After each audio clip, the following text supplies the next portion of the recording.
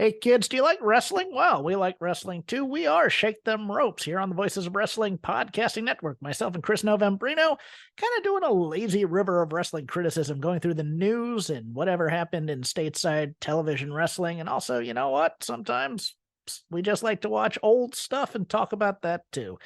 Love for you to give us a listen. If you haven't already, we are Shake Them Ropes here on the Voices of Wrestling Podcasting Network.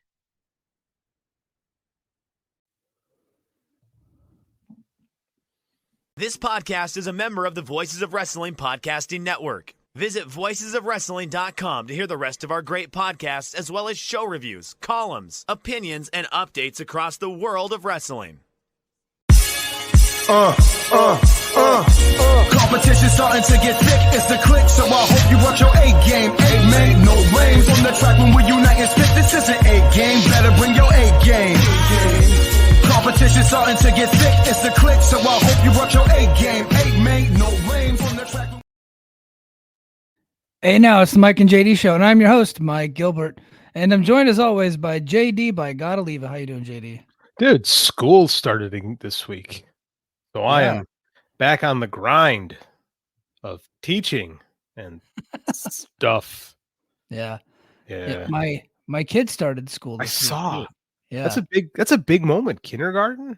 Yeah. As funny as she just learned how to ride her bike 2 weeks ago, and now we're riding bikes to school together. Dude, that it's picture awesome.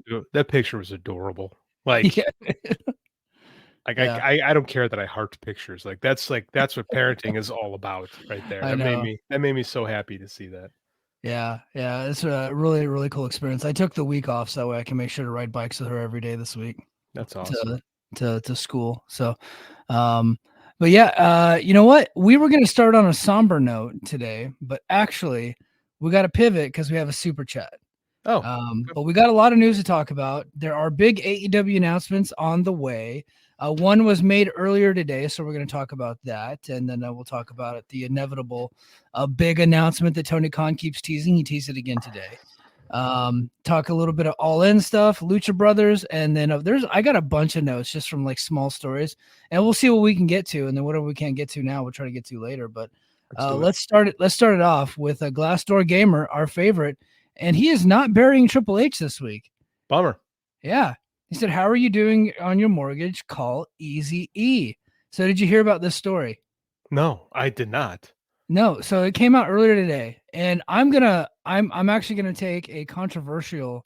I'm gonna have a controversial take on this, but okay. Earlier today, it was somebody broke the story. I think I saw it on Yahoo. BJ Bethel shared it. That Eric Bischoff is now a mortgage loan lender working for Conrad Thompson's company. So he's selling mortgages now.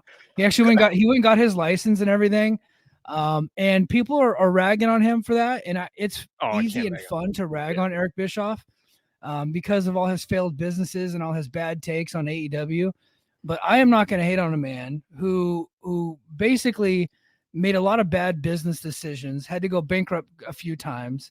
I'm not going to hate on a man for getting a new job, though. So I'm just going to say you're 69 years old and you're able to start a new venture. You're getting a new job and you're paying off all your debt and you're keeping your family afloat. I'm not hating on that. So there you go. I would be a hypocrite to make fun of somebody for changing careers, right? Yeah. I can't fault that. I did the same thing. I became a teacher 2 years ago. Where it is funny, where I will laugh, yes, is because this guy pretends like he's an expert in making money and stuff like that, and like he's kind of broken 2 companies and gone bankrupt a couple times. Like, I mean, maybe this stuff isn't for him, and like, sometimes you gotta pull back and do something. I mean, like, it's nice that he can leech off a Conrad and find himself landing on his feet. Yeah, and he can still make some Patreon money and sell some dumbass anti-Dave shirts and whatever. I can't fault the guy for making a living. I will fault the guy for being for selling an image that isn't reality. But isn't that what a lot of people do on the internet anyway? It is. And I don't know that he would be a guy that I would want to take advice from on taking out loans, considering like that's a huge investment. But Conrad today, he was getting in an argument with Rovert. I think Rovert is up on him in points right now, to be honest. Like, Rovert's not a guy that you really want to get into like a Twitter argument. No, He will go to the death with you. So Like Conrad engaged him, and I was like, man, he said, Conrad, you're punching above your weight class, bud, and you're pretty big. So, please explain to me I'm not going back to read this, but I need you to give me the blow by blow of Conrad. Okay, I will just, I would be remiss if I go to Rovert's Twitter page to pull up his tweets, because like there's been a lot since then, I'm sure. Let me see. How do I spell his damn Twitter name? It's SOD. Sofu2. SOD. This is bad radio, guys. I apologize. But it popped right up because he follows me back. Let's see.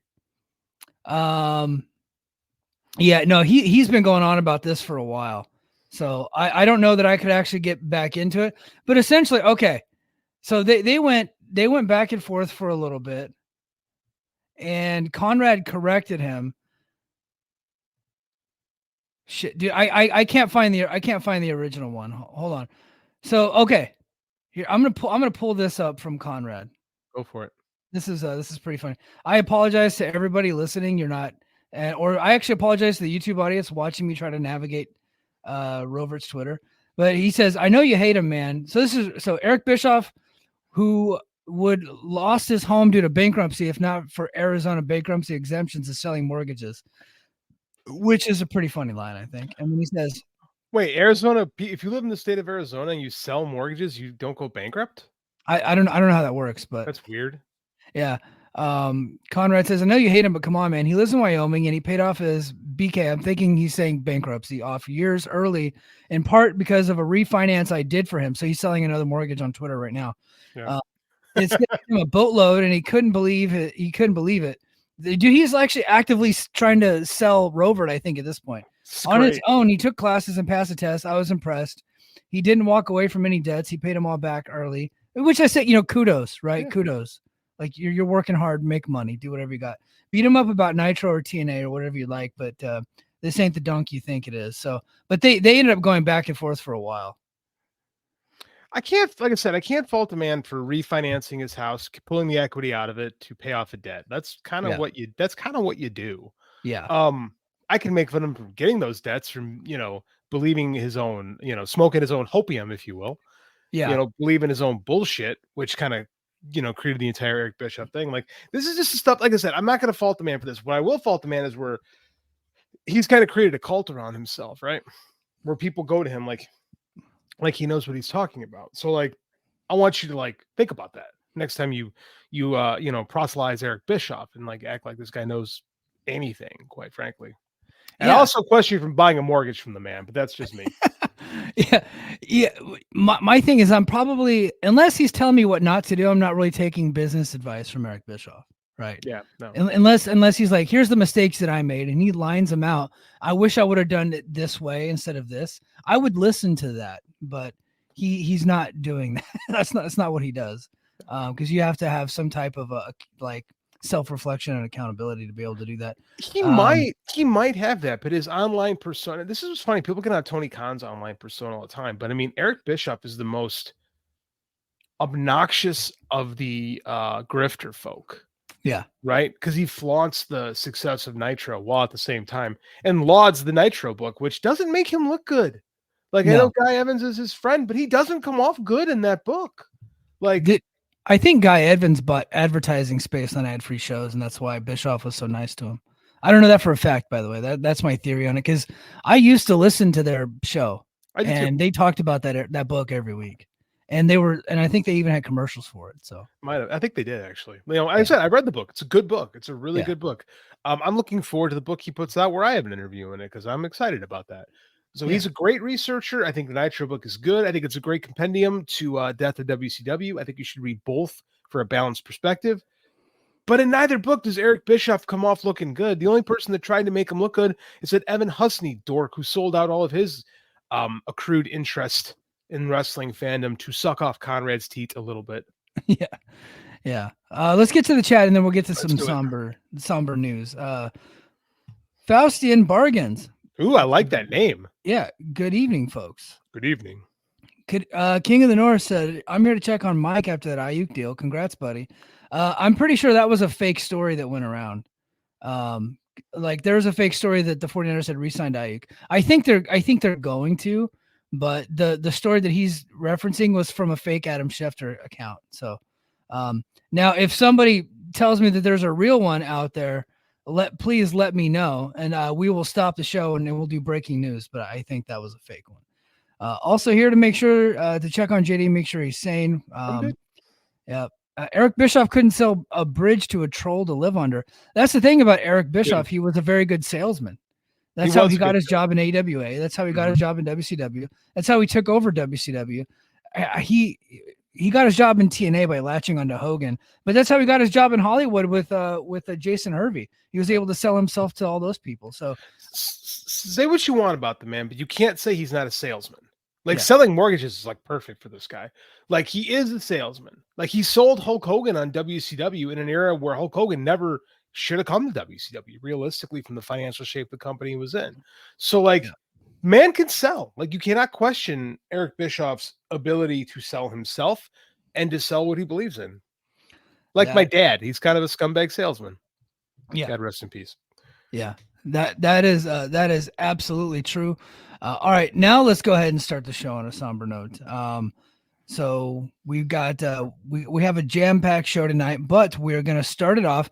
We did not get the opportunity last week to talk about the death of Kevin Sullivan. No. So he died, I believe it was last Friday. He passed away at the age of 74, which it was confirmed by Barry Rose. Barry Rose runs a really cool Championship Wrestling from Florida Facebook page that I happen to be a part of, and Me too. I get to interact sometimes with like Steve Kern and all these cats that are on there, so that's really cool if you guys ever check that out. But he shared the news on social media saying, with the heaviest of hearts, we were devastated to report the passing of Kevin Sullivan. May he rest in peace. May his family, friends, and fans find comfort in how much he was loved. And then I got a little story here. It says he was a monumental figure in the wrestling industry, both as an in-ring performer and a booker. His work from Championship Wrestling for Florida and later WCW is still talked about to this day. His health had been in decline since a severe accident in May, which led to complications, including sepsis and encephalitis. Despite his valiant fight, he passed away on a Friday morning. So yeah, he had he was a wild character in the pro wrestling world, man. And I obviously was too young, and I didn't really get Championship Wrestling from Florida where I was at. I didn't get to experience it till like later in life. But his Taskmaster gimmick, I thought that was a cool character in WCW, but I was not a fan of Dungeon of Doom, obviously. But I was a big fan of Kevin Sullivan. Dungeon of Doom is some of the worst stuff of all time. When I became a fan in 92, like when I become a fan of something, like I go all in. Like, and I remember I was 1993, I was looking for books on wrestling, and I went to my local library, and they had this book. I think it was George Napolitano wrote it. And it was all these like, it was similar to what I just did for Gaijin. By the way, that should be coming out soon. Everybody should be getting your Gaijin soon. Yeah. So it had all these entries, right? But it was from 1984, so it was right when it was written right when the boom happened. So there's a lot of character. This is what I learned a lot about wrestling, was reading this book with all these entries that were at that point were already a decade old. And the one that stuck out the most to me was Kevin Sullivan. And I remember this is black and white picture, and is this sawed off, stocky dude with blood all over his face, holding a python, and like have all this weird stuff. And it struck me. And I read about the character of Kevin Sullivan, and I was fascinated by the Kevin Sullivan character. I've always had this weird fascination with the occult, going back to the Geraldo Rivera Satanism special from 1988, which my parents did not let me watch because I was 8. But the fact that I knew it existed and I got to invent in my head what it was, which is actually kind of worse. Yeah. So like, I've always been fascinated with the occult. And then, so the character of Kevin Sullivan always intrigued me. And then I remember about 3 years ago when I was writing for WrestleJoy, trying to bring some legitimacy to that page. I did this thing about Kevin Sullivan and Dusty Rhodes' feud, right? And I wrote about how Kevin Sullivan in the early 80s tapped into the satanic panic.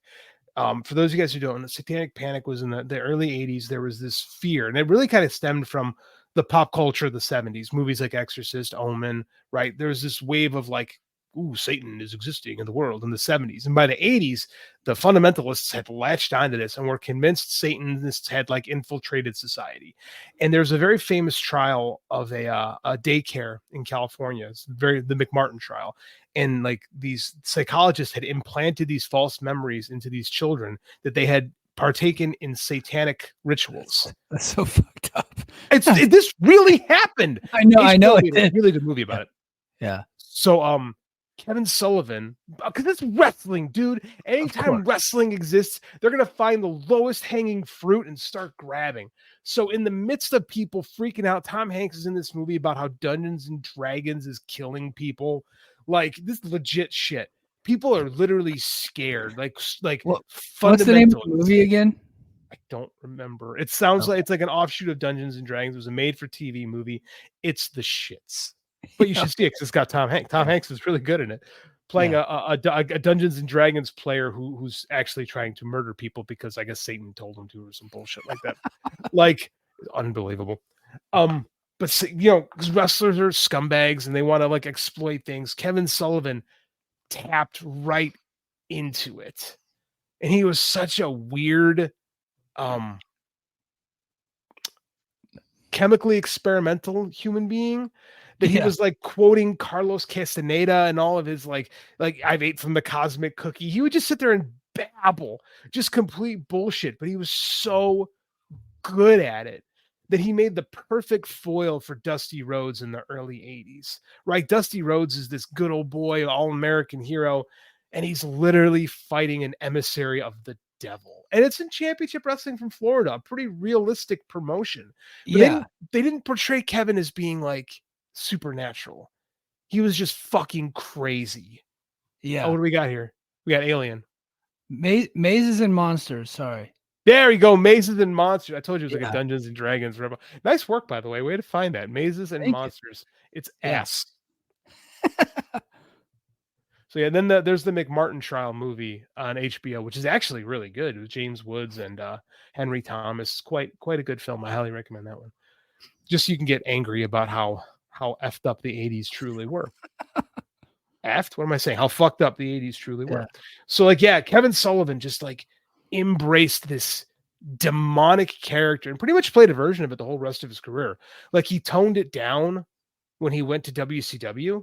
He made it like a cartoon version of that with the Taskmaster, because he had like the horns like kind of painted on, and he had like the yellow thing, and so it was like what you would see in like a cartoon movie or something like that. The later Sullivan, but I mean, there's like the Games Master Kevin Sullivan, the WCW NWA character from the late 80s was similar to that, but a little bit different, a little bit more down to earth. Like one of my favorite things he did is the Varsity Club, man. The Varsity Club was these dumb jocks that got kind of like suckered in by a Satanist who was just kind of playing into it. It's got manipulated by Kevin Sullivan. It was oddly enough Bray Wyatt's dad. Mike Rotunda. Sorry, Mike Rotunda, and then it was Dr. Death, Steve Williams, and Rick Steiner. Mm-hmm. And somebody else doesn't somebody else come in too? Wasn't there a fourth guy in the Varsity Club, or am I remembering that incorrectly? It's late. I might be remembering that incorrectly. But yeah, those are the three, because again, they were all college athletes. They came out to the ring. This was Kevin Sullivan's idea, wearing their college Letterman jackets. Mm-hmm. And it got Rick Steiner so over that he basically did it the majority of his career. Right? It became the Steiner brothers gimmick. Right? Was that they went to Michigan. Like it just, Kevin Sullivan was a genius. He was definitely a flawed man. Definitely had his part of the pod demons, but as far as a wrestling mind goes, being like, you were better. So one of my favorite memories, and Glassdoor Gamer see your super chat, I'll get to you in a sec, because I think that's a really good question that's going to warm JD's cold dead heart. Oh, but it's gonna. And stay tuned for something more of that coming up this October on Patreon, I'm sure. But so one of my favorite memories. So I want to say in 2018, 2019 timeframe, I went down a rabbit hole in Smoky Mountain Wrestling on YouTube, because there's actually a playlist that has every episode of Smoky Mountain Wrestling TV on YouTube. It's just one playlist, and it goes in succession, so you can get all the storylines, and then it has like their special events like the Bluegrass Brawl or whatever, like Fire on the Mountain, Fire on the Mountain or whatever it's called, Thanksgiving Thunder. It has like the different ones going on. And so I want to say 1992, or it might have been like early 1993 before Kevin Sullivan went back to WCW. He did a run in Smoky Mountain, and they did this really cool angle. It's one of my favorite angles that I've ever seen in my life. So they actually had they were putting up pictures like around the arena that Smoky Mountain was being taped in. It's like, hey, if you see a guy dressed like this, beware. He's coming after Brian Lee, primetime Brian Lee. He's dangerous. He's got weapons. He's going to hurt people, this and that. And then they kept building up to this debut of this like mysterious person, right? In like this like hooded robe and all of this. You couldn't really make out his face. So this goes on. This had to go on for like 2 or 3 months. I could be exaggerating because my memory's a little foggy, but this goes on for a while, right? And then the dark mysterious character gets challenged by Brian Lee. Brian Lee's like sick of it, and he wants to fight him. So he goes into the ring, he challenges him, and the mysterious character comes out with a robe on. You can't see his face. They ring the bell. Kevin Sullivan takes off the robe, and it's him. And he just looks at Brian Lee, runs across the ring, and starts stabbing him in the forehead with a fucking spike. It was so fantastic. And he just keeps stabbing him in the fucking head. Just go boom, boom, boom. And then this is the kicker, right? Because there's the action, right? And then there's the selling of the wrestler. So Brian Lee sold it like he was dying, right? But what made it even better, you guys got to go fucking check this out. This is so fantastic. I'm getting goosebumps just talking about it. Bob Armstrong, the commissioner of Smoky Mountain Wrestling, runs down to the ring, and he's got all the baby faces around him, like that fucking idiot Tim Horner and all these other guys, right? He comes into the ring, right? And he starts doing chest compressions on Brian Lee to sell it, and he's like caving in this man's chest doing it. And as someone that has been an extra like hospital exercises where somebody with like that has like dummy strength, one time did chest compressions on me and like popped my sternum and 2 ribs. Like that shit actually freaking hurts. So I was like, oh my God, he's really caving in his chest with that. It was so fantastic. He didn't stay there. He didn't stay there very long, but everybody needs to just go check out that angle. It was beautiful. There's so many cool I mean, a lot of them are offshoots of this, and it always was how deep would he go? Sometimes he was a caricature of the demon character. Sometimes he was full on dark with that demon character.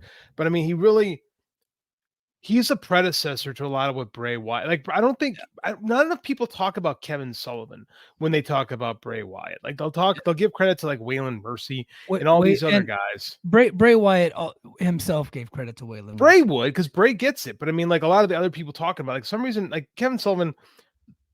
It's hard not to mention the Nancy Benoit stuff. I don't want to touch on that because that's all too grody for me. I don't want to. We've already touched on that in the previous episode, so I don't think we need to go there. I don't want to.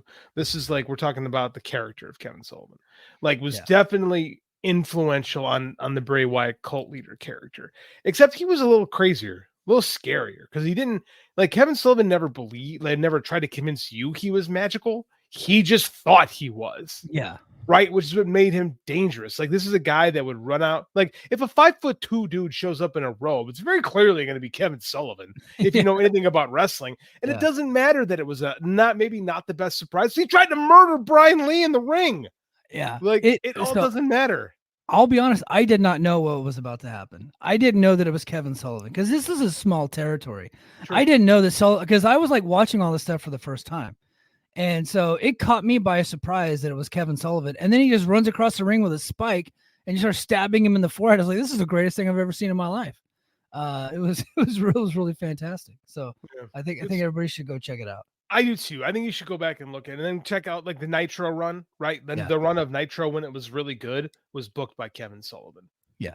Right. Like everyone fights to take credit for all that shit. The booker of record was Kevin Sullivan. Credit where it's due.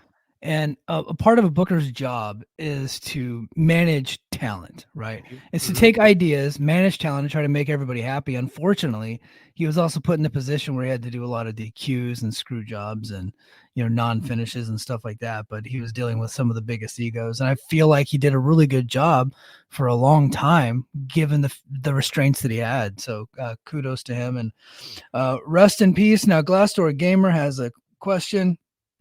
70s Halloween or 80s Friday the 13th, JD, you are the horror expert here. Truth be told, I hate slasher films, but I'll play along. The answer is Halloween. As always, Halloween. You're talking John Carpenter. The problem with Friday the 13th is, what are you talking about? Because the original Friday the 13th is not what you think of as Friday the 13th. The original Friday the 13th is about a grief-stricken mother seeking vengeance on the counselors who allowed her son to die. Yeah. Very different than the hockey mask-wielding axe murderer who's undead that we come to know and love, right? Yeah. Whereas the shape of Michael Myers was always fucked up. And let's be honest, Jason was just a ripoff of Michael Myers. 100%.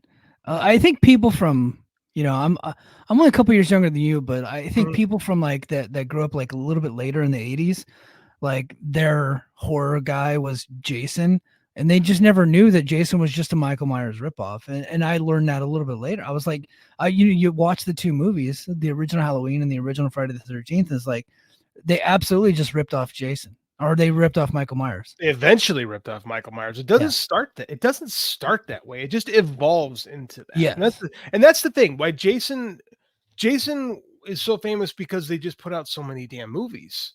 Yeah, right. They kept cranking out movies with him, and the Michael Myers sequels are all bad. Yes, they're all bad.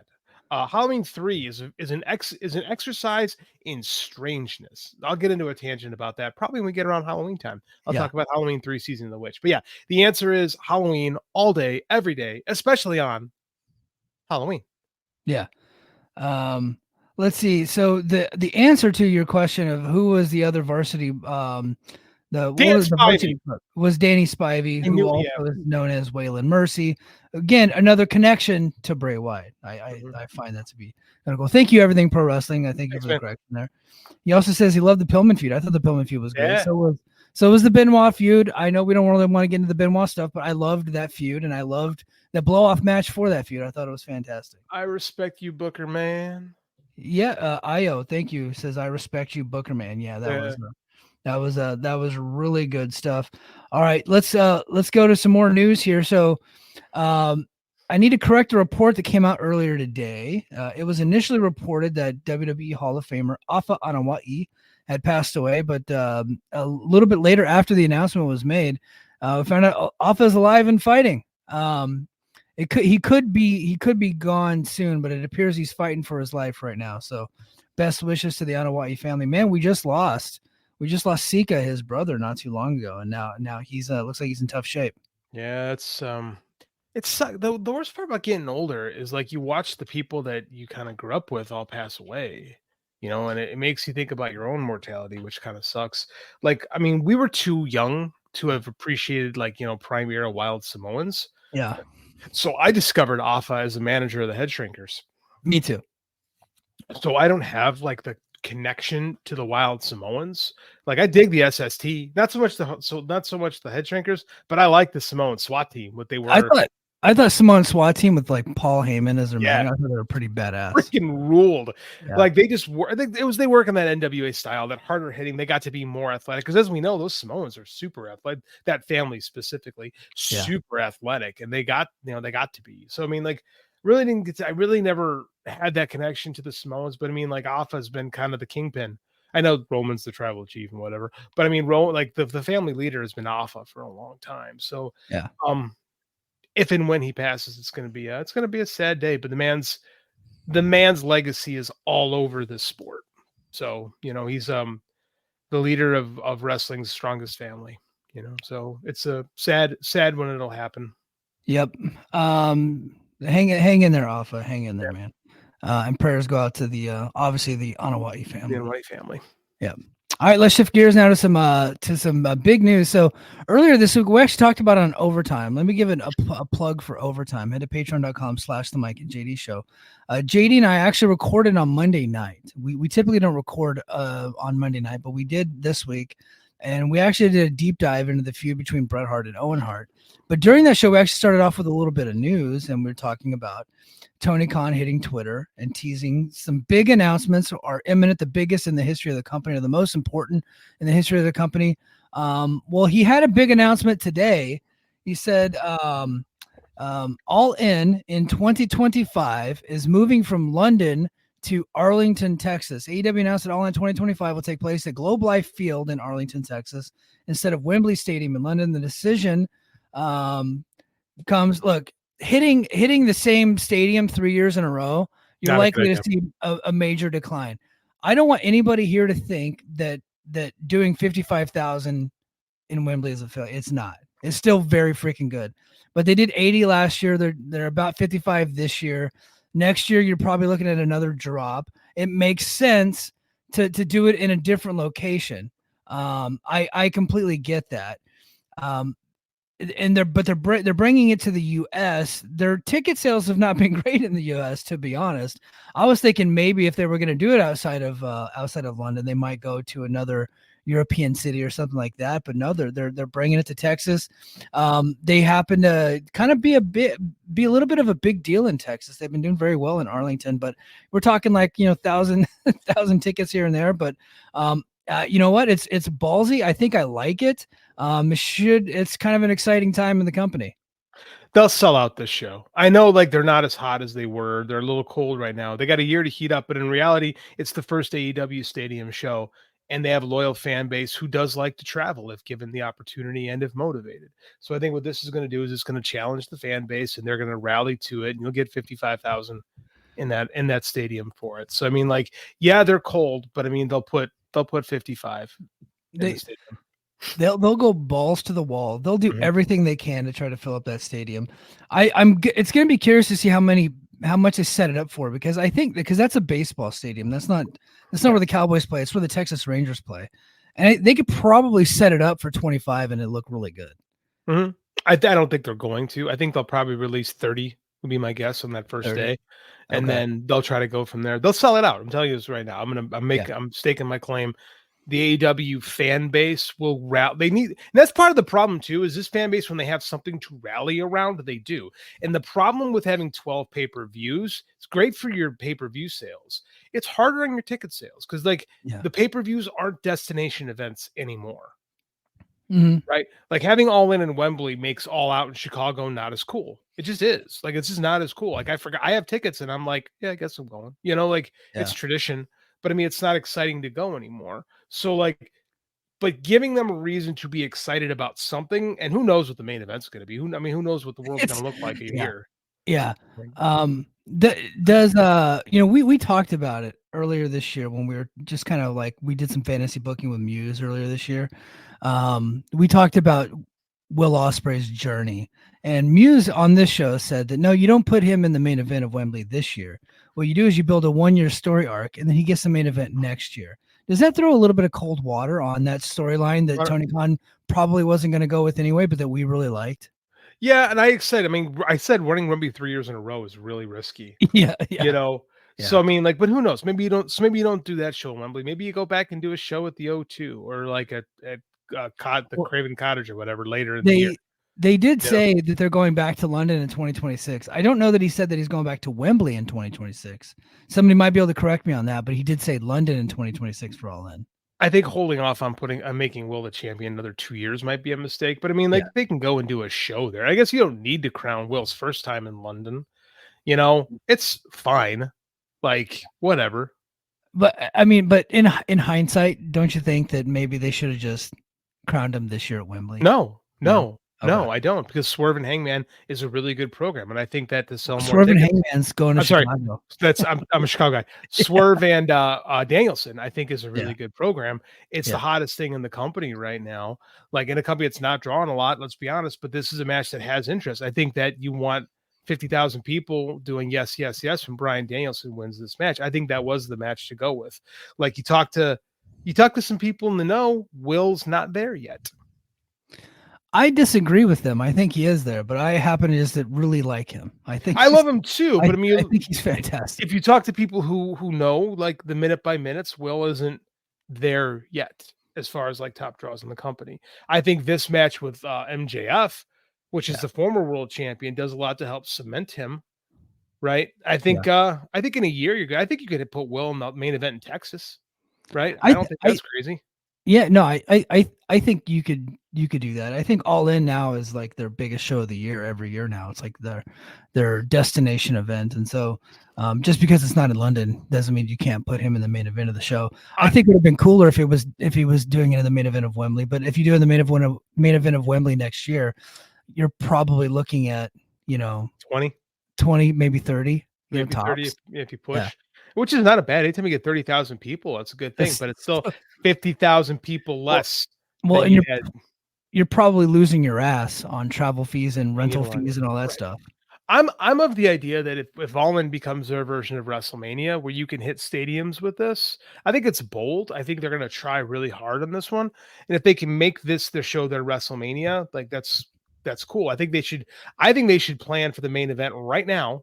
Yeah. Have in mind what you want for the main event right now and book a year backwards. Right. Yes. Yeah. Get yourself there. Start building to that show right now. Right. And I think in some ways, maybe they have been with Danielson's journey and stuff like that and swerves. But I mean, like, I don't think so. I mean, again, wrestling is a living, breathing organism as far as like a show goes. It's not like a book. It's not like TV show. Like, things can change. But I think you need to, if you want Will to be the champion, say, okay, in the main event of this show, we want Will versus X. How do we get there? Yeah. Right. Yeah. I completely agree with you. And I think what they should do is they should call up John Muse, be like, hey, you were on the Mike and JD show and you said that we should wait till 2025 to crown Will. Okay. Now how do we do it? And then John will tell them how to do it. I agree with that. I think that's the smart play. But if you're Tony Khan. But if you're Tony Khan, you hire R.D. Evans instead, who's going to do some more Trash by Elegance stuff and the International Wrestling Provisional Stupid Bullshit Championship. I can't stand that guy's work. Yeah. Like him and Jimmy Jacobs and Pat Buck and all these guys. God, they could just flush them all down the toilet. It's so funny how Jacobs and Evans left TNA, and it quickly came out that all the shitty stuff was like their idea. Like they're like, we knew it. Look, guys, yeah. We talked about it in our show for years, yeah. And now TNA like their ratings are never going to go up just because they're on Access, but their ticket sales are fucking great. So yeah, it's pretty funny. So he's been teasing a big announcement, one of the most important announcements in AEW history. King of the North brings up a good thing here. Earlier today, it was reported that it was the Sporting News Australia. Which was then quote tweeted and confirmed by Sean Rossap. Thank you, Sean. That the AEW is looking at taking a pay-per-view to Australia. I don't think that's one of the most important announcements, but that appears to be something that they're interested in. Australian governments, like local governments, are actually paying wrestling companies to bring shows there. So that's smart. Like they paid TNA to go to fucking bumblefuck Wagga Wagga, Australia. Yeah. Wagga Wagga sounds silly, but it's actually like a real, like decently sized, like civilized city in Australia. Yeah. It just has an Aboriginal name. Yeah, but big things coming to Australia. Maybe AEW bringing a show there. But cool. What are we thinking that this most important announcement imminently happening is? What are we thinking? It's got to be the TV deal. yeah, it's got to be. Hopefully, it's signed because Zaslav, he's got to be a dead man walking. He's got to be. People think that his job's safe. Did you read the Observer last week? I did not read it last week. He quoted one of the like entertainment trade journals, really, and said that like it's like people that are saying that his job is in danger. They don't really understand the dynamic of that company, and that his job's probably pretty safe. Crazy to me. Yeah, good for Tony.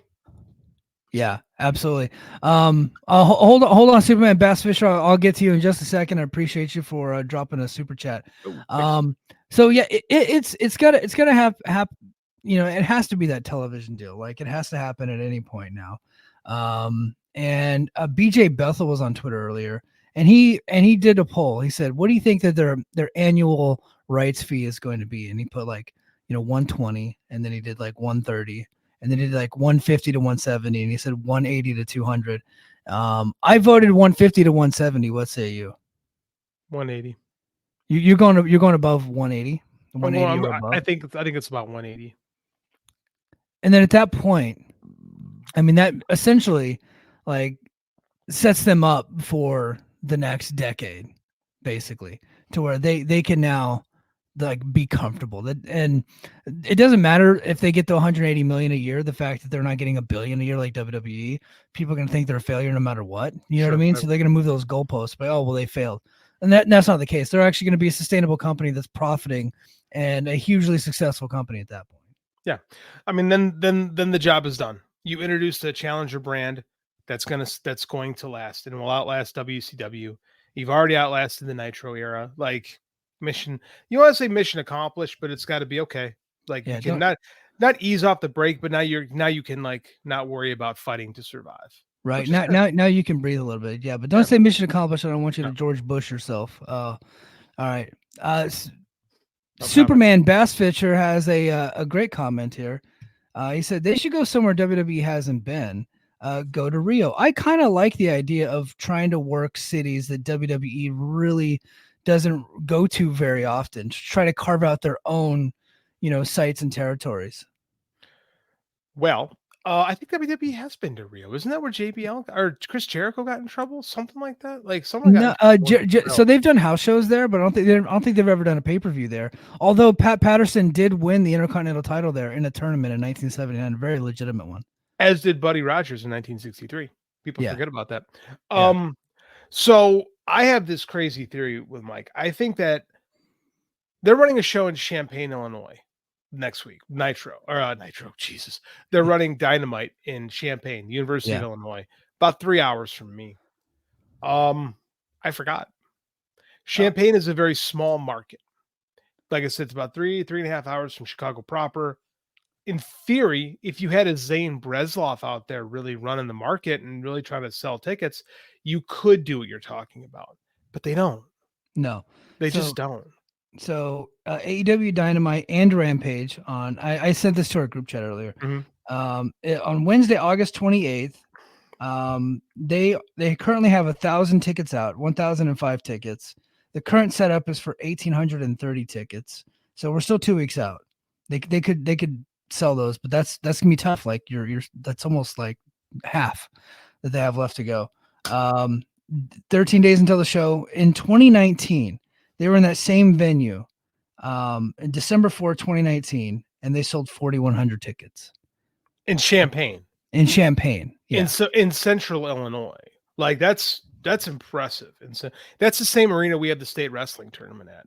And the fact that the IHSA state wrestling tournament is going to outdraw Dynamite is mind-boggling to me. But as is the reality we're living in. I think that if you're going to run, I don't think running smaller markets is a bad idea. I think if you're going to do that, you've got to have your street team, man. You got to be pounding the pavement to get asses in those seats. I just don't think they have that guy, that Zane Bresloff, who can make that work, and that's disappointing. Dublin Hall is a cool place too. So. Yeah, no, they definitely. You know where they could sell a lot of tickets? Where's that? Honolulu, Hawaii. I guarantee you. And me and my boys here on the base, we'll do a military campaign.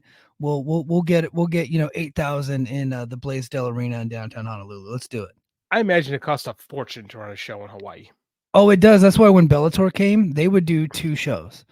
They would run back-to-back nights because they're like, look, if we're going and we're taking our entire production team, we're gonna get our money's worth. So, do the whole thing. Yeah, I get that.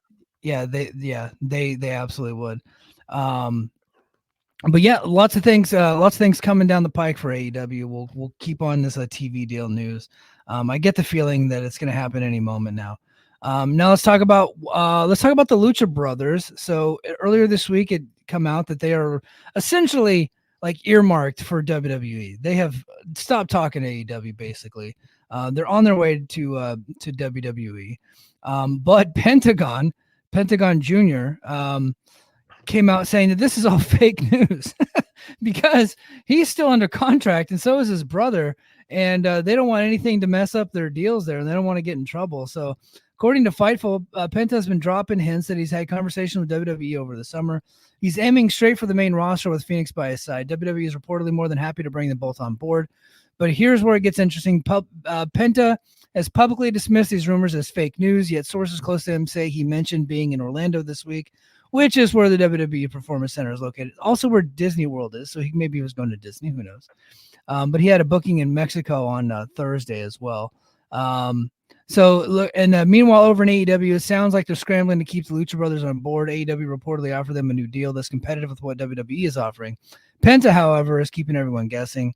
He even took to social media to say, "No more gossip. My present is AEW." So yes, his present is in AEW. It's because he's currently under a contract. This whole thing is starting to become a little bit of a dumpster fire with the Lucha Brothers. I don't know. I mean, this is kind of what happens when you have a competitive market for talent. Yeah. Right. Guys go out of their way to get the best deal possible. Good for Penta. Yeah. Well, I just mean like, the fake news and trying to deny that he's been talking with WWE. But that's what everyone does. Remember when Adam Copeland was like, "I'm not going. I'm retired. I ain't doing nothing." And then, that's just what they do. Yeah. Now maybe he doesn't want time tacked on because Phoenix has been injured a bunch. Yeah. Because I do think maybe they think the value is in the Lucha Brothers and not in Penta and Phoenix on their own. I don't agree with that, but there could be thought that is where that is where the money is. So if you piss Tony off on all this, like, oh, you don't want to even talk to us? Oh, maybe you have 6 more months left on your deal. I don't like that, but that's the game the other side plays too. So, that's the game they're in, and he's tacked on time for other people. So wouldn't surprise me if he did that to them. Now, a lot of people are saying that he's doing this to avoid contract tampering charges. Guys, they are not in a collective bargaining agreement here. There's no collective bargaining between WWE and AEW. So therefore, this is not the NFL. This is not baseball, where teams under the construct of their league have an agreement in place that they will not negotiate with a player on another team while they're under contract to said team. If they do, they're subject to fine by the league that they're under. There's no such thing as a contract tampering charge for privatized companies, unless AEW and WWE enters an agreement to do as such, which they never will do. Could it be considered tortious interference? I think that's a stretch. Maybe. I think they could try to go for that. MLW successfully did that to WWE when they were essentially negotiating with guys that they had under contract, and so they were sent cease and desist letters. Ring of Honor too. Yeah, Ring of Honor did the same thing. So I just don't know what the label is, but it's not contract tampering. That doesn't exist in pro wrestling. You can you can talk to whoever you want, but what you can't do is say, if you don't go to them, here's what I can offer you. You have to wait till the contract expires. Chris Jericho talks about it very famously in his first book while he was under contract with WCW. He had a dinner with Vince McMahon at his house and was eating brownies, and they were talking about stuff. So I mean, this is nothing new. This happens. Yeah, and both sides are doing it. That's why you'll see WWE stars on the day after their contract. Like, didn't it happen with Malachi Black? Happened with Malachi. Like, the day after he was available, he showed up on Dynamite when WWE still thought he was under contract, but there was like a loophole where it was like a 30-day versus 90-day non-compete. Correct. He just showed right up. They were talking during that period. It's like, and they were legally able to do so. So this is not a big thing. Nope. All right, but yeah, they're definitely going. They're definitely going. WWE news, not really much. Randy Orton signed in for 5 years. Cool. Right. Yeah. Did anybody think he was leaving? I don't think anybody thought that he was leaving. Chad Gable also, he said that his extension that he signed earlier this year is for 3 years, so he will be with them for 3 more years. So there you go, your boy Chad Gable. Hey, you know who else is doing really fucking good right now that I think you should take a look at is your boy Tavian Heights. I don't know what his real name is. D'Angelo Hancock. D'Angelo Hancock. D'Angelo Hancock. Yeah. I've been watching some clips and highlights of him in the N1. He's a natural. Dude, he looks really good. He could be a guy. He was our best U.S. Greco wrestler, and then he got in an argument with USA Wrestling and was like, "I'm out," and then signed with WWE. So it's they're getting a guy who's really, really good, and I like I said, I love seeing these guys, these my guys, my blood, my wrestlers succeed here in this, and it's just it warms my cold dead heart. Yeah. Did you see the video of him suplexing a sumo wrestler? I did not. He went on a sumo mat for shits and giggles, and he actually beat the guy. I just can't spell Tavion Heights. How the hell do I spell? I'm trying to find the video. Tavion. I think it's Tavion. I-O-N. Again, old guy using Twitter, and plus my keyboard is not lit up. Remember the heights? Keyboard's not lit up, so it's okay. Here, I talk to an angel. It's it actually comes right up. It's so funny. Put that on. What's that? Put it on. Put it on the thing. I'm gonna bring it up. Oh, okay.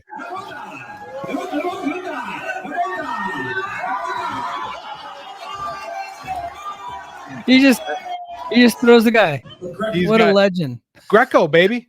He's one of the best Greco guys. It's all upper body. It's all about having amazing hips and hip hop. This is why these guys translate well to pro wrestling. Takeshi Sugiura was a Greco guy in Japan, had a great career in Noah, speaking of the N1.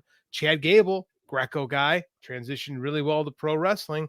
Like, it's just because Greco is all about hips and popping and souping people. The translation is so easy. Like, it's so easy. I love seeing it. God, I love it. Yeah. Guys, this weekend on Brace for Impact, I'm going to be talking about tonight's episode of TNA Impact, where the main event was one Nick Nemeth versus Josh Alexander. They went to a 30-minute draw, apparently. Spoiler alert. And now they're being set up for a Iron Man match coming up at Emergence here soon. So if you want to hear my takes and listen to Brace for Impact, head over to patreon.com/the Mike and JD Show.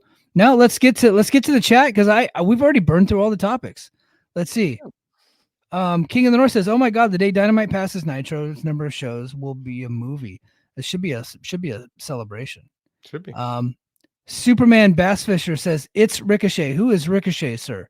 I know who he is, but like, and what are we referencing? I think he's going to be in that Casino Royale or whatever the fuck they're doing it all in. Yeah. Prince Puma. But yeah. Hawaii residency. I think that would be a great idea. I think that they should cater to me. Absolutely. Everything Pro Wrestling says, Conan talking wild, and they know WWE doesn't need another lawsuit like MLW. Carlos gets himself in trouble sometimes with that big yippity mouth of his. So his shows suck. He should think about booking better. Hey, why are there 10 Triple Manias every year now? Didn't there used to just be one? Yeah. And now they're just doing them like every other week. Not allowed to question Conan. He's a genius. Yeah, I guess. They don't want to burn bridges like Stephanie Vicker did, assumingly. I think those bridges are getting burned. I think Conan's putting some ideas in the Lucha Brothers' heads, man, and they're not doing it. So I don't think it's a bad thing either. I'm fine with them going to WWE. They've been in AEW for a long time. I don't, if you're not going to push them both as singles guys, I think it's okay for them to go. Yeah, King of the North says that I need an extra large font keyboard. I think I just need one it's not lit up. It's a dark keyboard because it's underneath. I have like a standing desk attachment, and my keyboard's underneath that, and I can't see because my lights are off. Because I'm trying to make it get the ambiance in my nursery that I do my fucking podcast out of. Dobby says, when they announced Tavion as an Olympic wrestler, the sumo dude looked over and like, what now? Yeah, he got announced as Greco-Roman Olympic wrestler, and the sumo looked at him like he shit his pants or he shit his diaper or whatever he's wearing. Because he's probably not. I assume he's not. Realistically, it's probably not that good of a sumo wrestler. He's probably just okay, right. And then they busted out a legit Olympian in Greco, and he just tossed him, which is awesome. Loved it. Yeah. And he says he's been progressing at a rapid speed on NXT. Looked great on TNA. He did look really good at TNA not that long ago, and has been killing it in Noah for the N1. Yeah, the guy's getting high marks. I think that he's probably like their next guy. He's probably what they wanted Gable to be, but Giangelo has always had a bigger personality than Gable. I don't know if he's like, they're both good athletes, but Gable's style of wrestling was it's freestyle. Yeah, he was very much leg attacks, very big on the snap down, whereas Giangelo could wrap his hands around dudes and just pop his hips and launch people. So, I mean, I think just the natural abilities they're more in his favor. And they probably spend a lot less on Tavion Heights. That wins above replacement. You want to make sure you respect that. Yeah. Oh, speaking of Gable, his brother Bobby is now a free agent this week. Do you see him getting picked up by AEW? No, but I could see them kicking the tires on him. You would think, right? I mean, he's a good enough athlete. He's a good athlete. Yeah, I could see it. I don't know let's see how real this Ring of Honor thing is. Yeah, maybe. Because there's rumors out there that Ring of Honor might have a TV deal. So there's, we have heard that. Honestly, I'd rather see him in TNA, but I don't know with the new TNA deal if that's really what they want. He wants. I don't know. It's interesting. Yeah, I don't know. I think that the next time TNA is in Florida, if he's still available, they'll probably bring him on because they brought in that guy. They brought out that guy Zion Quinn, Mr. Harley Cameron. They kicked the tires on him. He had a match over the weekend. Lucky man. Yeah. So I think that he'll probably get a shot there. But right now they're not doing the thing right now where they're grooming young talent at this point. They're grooming young NXT talent. Like they're like NXT sending over their guys and TNA's beating them, but they're making them look good at the same time. It's weird. Like Charlie Dempsey wrestles Jonathan Gresham next week. I assume that's a pretty good match. But like you could hire your own people to do some of that stuff. So, but they're in the early stages of this relationship. Yeah. So the NXT guys are getting reps and getting better, and the TNA guys are. Well, they're just not bringing in as many young guys now, and like I get it because they're filling out their cards with NXT talent. I get it. It's strange to me. I hear this and I go, "Oh, WWE's working out. It's working out better for WWE in the long run, huh?" Shocked to hear that. Right now, it's working out great for TNA because Joe Hendry is about as over as they get, and their crowds are up. Yep, they're going to be up. Yep, sure. He's training at the NXT training center. I'm sure he's going to be long-term with TNA for the next decade. I'm sure in 10 years, we're going to talk about that epic TNA run that Joe Hendry had with the world title. Yeah, he's probably going to, be their biggest star for years to come. Like, I don't see an issue. I don't see an issue with having like the handsome mailman just sitting in your house with your wife all day. No big deal. Just no big deal. All of a sudden, your kid's like delivering packages at like 3 years old, just like naturally. That was good. Good sell on that too. Appreciate it. I like it. Yeah. Oh shit. Yeah. But no, I can't hate like what TNA is doing. But I was like, they had like this guy Riley Osborne on the show tonight, and I'm like, that's not a real person. Is that an NXT guy? He's an NXT guy. And then last week they had Dante Chin, who looks like he might have a little bit of talent, but he's a bit green. So TNA is now the midway point between Level Up and NXT proper. And these guys are not getting like several matches. They're just like TNA's like they're sending guys in for shots at TNA. Like shots. Not even like Charlie Dempsey looks like he's sticking around a little bit because they brought him back. This is like his third set of tapings that he's doing, and he worked Jonathan Gresham. Spoiler alert for all of you guys that are TNA fans. I apologize for this, but Jonathan Gresham beats him. But apparently they had a pretty good match. So it's like they're bringing them in. They're not like putting them over and stuff. They're sending them out to lose to all these people, but. And they're doing the same thing with Noah. Look, they sent Josh Briggs and Tavion Heights to Noah, and I haven't really heard anything about Josh Briggs other than King of the North complaints about him. But I like Tavion Heights is actually seemingly doing pretty good. So it's a really weird thing, and it's so new. I just don't know what the hell to make of it at this point. I don't think anybody knows. I don't think they know what to make of it at this point. Yeah. You know?